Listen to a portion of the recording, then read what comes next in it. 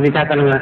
Ayon daw sa Biblia, ang kaluluwa daw at espiritu ay isa. Hindi yung isa yun. Pakinggan niyo sa 4:12 ng Hebreo.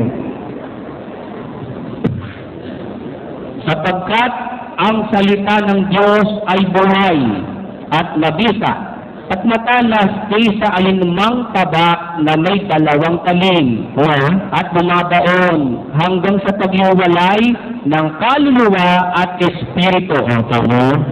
Kung kaluluwa at espiritu, pinaghihiwalay yun ang salita ng Diyos. Bakit hindi siya rin?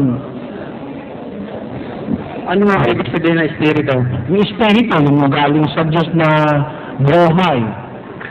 Ang kaluluwa. Ang buhay. Ang kaluluwa. Kaluluwa, yun yung kabuuan ng tao.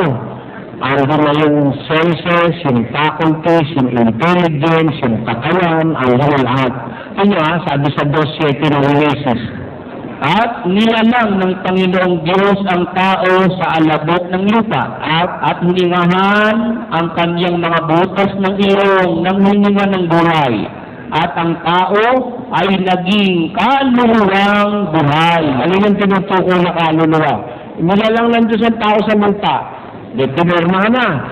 Nung netorma na, hiningahan sa butas ng ilong ng hininga ng buhay. At ang tao, yung tao mismo nila lang sa lupa, naging kaluluwang buhay. And man became a living soul. Kaya ang tinatawag na soul mismo, the entirety of the being of a man, yun ang tinatawag na soul, yung kabuuan ng iyong pagkatao.